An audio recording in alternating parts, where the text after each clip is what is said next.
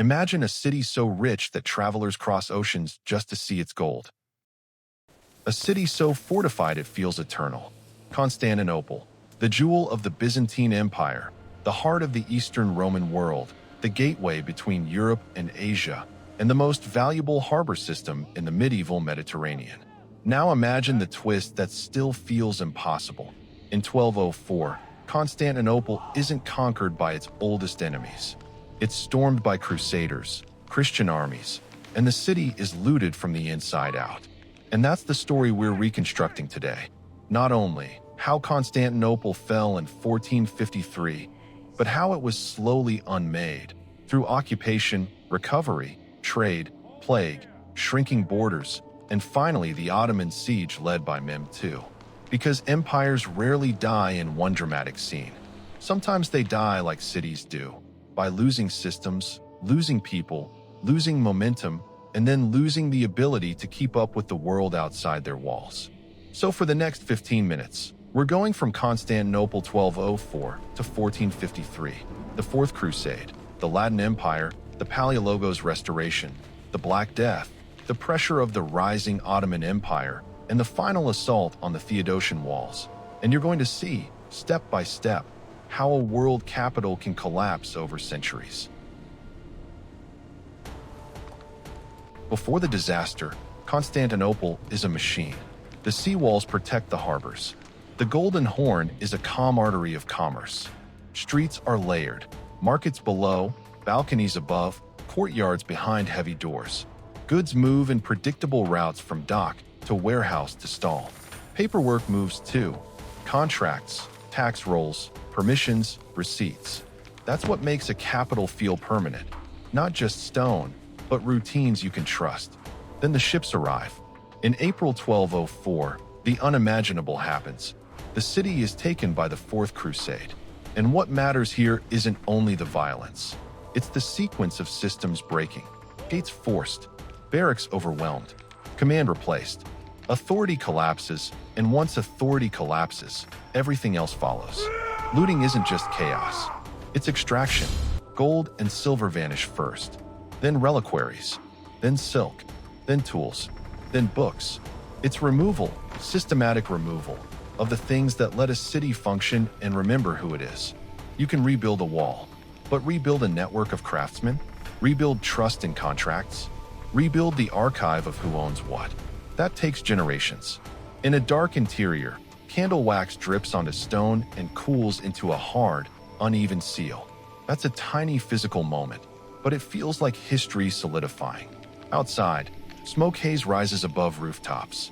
The Golden Horn still reflects the sky, as if the city didn't just fracture.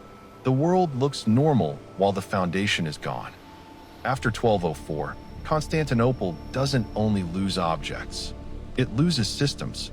And the Latin Empire that follows is less a clean, new era and more a foreign layer pressed onto a wounded machine. On paper, it seems simple. New rulers, new banners, new titles. On the street, legitimacy is practical, not ceremonial.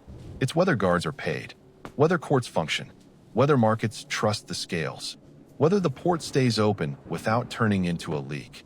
Power here is not a grand parade. It's checkpoints and ledgers. A clerk sits at a table in a drafty room, copying names, properties, and payments, because occupation needs a map of extraction. A scribe presses a seal into hot wax. Lists become law, and once law becomes paperwork, the city's life begins to shift toward whoever controls the paperwork. Out on the docks, control is measured by tension, literal tension, and rope and timber. Wet coils of line slap the planks. Barrels roll, stop, and roll again. Cargo isn't just moved, it's counted twice.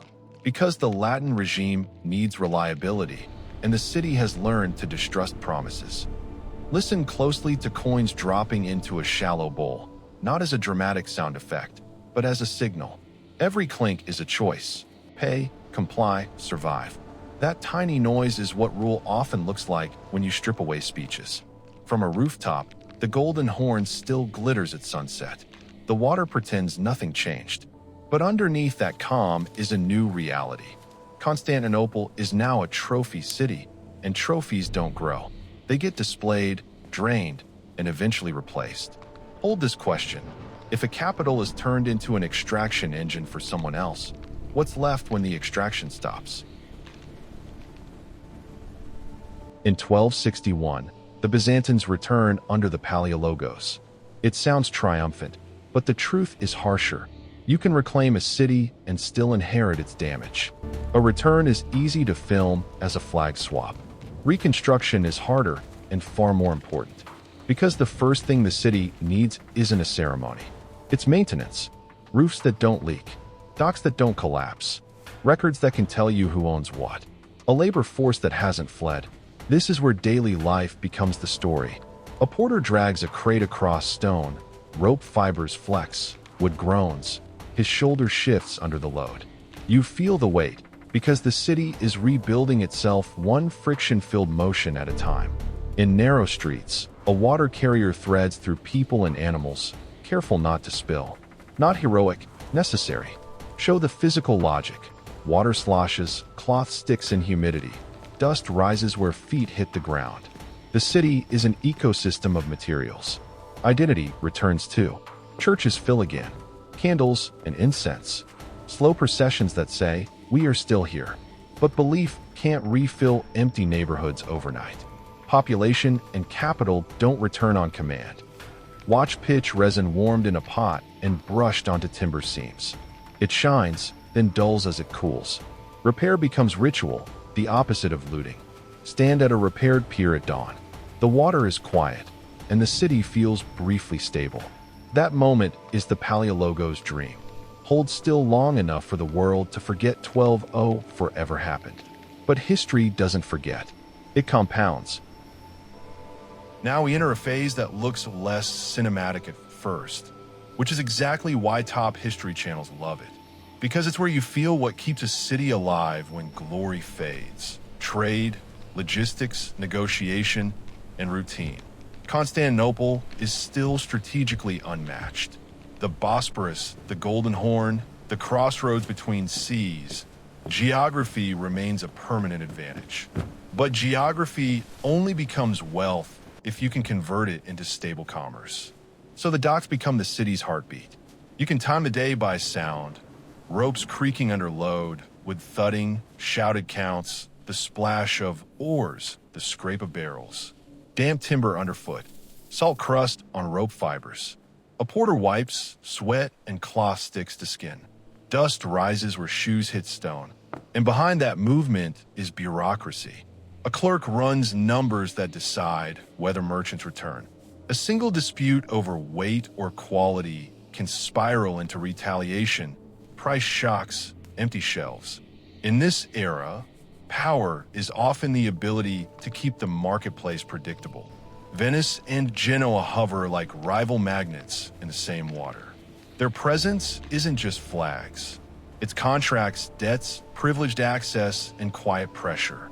Constantinople has to balance them because the city needs trade more than trade needs the city. Picture a set of scales. The pan dips, rises, and settles. Grain trickles like liquid. The tiny motion of a needle becomes fate, profit, starvation, stability. And here comes the open loop that carries us forward. The same networks that feed a capital can also deliver disaster. Evening haze spreads across the Golden Horn. The city seems peaceful, almost recovered. That calm is not safety. It's the last deep breath before something invisible arrives. In 1347, the Black Death reaches Constantinople through the same routes that once made it rich. Don't treat this like a horror story. Treat it like a system shock. The plague doesn't attack walls. It attacks density, labor, and routine. And once routine collapses, everything that depends on routine begins to fail. Markets, shipping schedules, tax rolls, repairs. The most powerful way to reconstruct a plague era is to show absence. A stall with shutters closed that should be open at sunrise. A half-finished boat left on blocks because the hands that would finish it are gone or afraid. A courtyard where foot traffic used to echo, but now doesn't. Daily life becomes quieter, not gentler. A water carrier stands at a fountain longer than usual because there's no line. That single detail hits harder than any dramatic montage. It tells you the city's population is thinning, and the city knows it. Religion intensifies because control disappears. Candles burn longer. Incense thickens the air. Cloth hangs heavier in damp seasons. People don't just seek cures, they seek meaning. Focus on a scribe. Names are written with steadiness. Then a pause, a mark, a second line. Ink spreads slightly in humid air. The record becomes a graveyard of words. From far away, the Theodosian walls still look intact in morning fog. That's the cruelest part. Stone can survive while society collapses inside it. And now the question becomes unavoidable. After a plague, does Constantinople rebound, or does it shrink into a smaller version of itself forever? Constantinople begins to contract, not physically in a neat circle, but socially. Some districts thin out, some streets go quiet, some buildings become shells. The city still has imperial architecture, but fewer people to fill it. It feels like a crown placed on a smaller head. Power becomes defensive. Patrols are routine. Night fires are fewer and more cautious. A capital starts behaving like a besieged outpost even before the siege arrives. And the walls become more than fortification. They become identity. There is psychological boundary. Inside is us. Outside is uncertainty. The chain across the Golden Horn becomes a recurring motif. Tension across water, the cities will made visible. Meanwhile, the Ottoman state grows beyond the horizon. And in 1422, the pressure becomes direct. An Ottoman siege tests the city's endurance. Constantinople holds, but the point isn't victory. The point is measurement. The siege measures how much the city can still resist, and how much it must spend to do so. Watch stone dust trembling loose from a vibration and settling on cloth, on hair, on wood. It's a tiny snowfall of erosion. Not dramatic, inevitable. Then a calm watch on the wall at dawn. See wind, distant movement, a silence that isn't peace, it's waiting. Because the next siege won't just test the walls. It will test whether the city can match an opponent who has learned to turn logistics into a weapon. By 1453, the story is no longer simply Ottomans versus Byzantines. It's organizational capacity versus exhaustion. Mem II arrives with something that changes the math: sustained artillery and a system built to keep it firing. This is where your Reconstruction should feel like a machine switching on. The Ottoman camp isn't just an army. It's an engineered ecosystem. Supply routes, rotations, counting, discipline. The same infrastructure that keeps a city alive now powers its destruction. From a fixed anchor view, let the siege city grow step by step. Tents first, then roads pressed into earth, then supply points, then gun platforms, then trenches. Carts appear only where they logically must, on routes, not randomly. Nothing teleports. Everything accumulates. Our recurring roles return, but inverted. A porter hauls ammunition instead of trade goods. Rope under strain is the same motif you saw on the Golden Horn, but now it serves cannons. A clerk counts rations, schedules, shot, repairs. Numbers become weapons. Inside the walls, Constantinople is smaller now, demographically, economically, but spiritually it's concentrated. Candlelight and prayer aren't just religion. They're morale technology. They keep people synchronized when material solutions run out. Listen for a tiny sound, a frayed rope fiber snapping under too much tension. It's small, almost nothing, and it tells you the truth. Every system has a limit. Then a final calm moment before impact. Rooftop view, thin smoke, the city's stones holding their shape while the world outside accelerates. On May 29th, 1453, Constantinople falls, not as a single surprising beat, but at the end of a long equation: manpower, money, logistics, and time. And the final twist is this: the city doesn't disappear. It changes era, administration, and identity. The geography that made it great still matters. The stones remain. The capital transforms. And that's the lesson of Constantinople. From 1204 to 1453, a city can survive a catastrophe and still be doomed by the slow accumulation of losses it can't replace fast enough.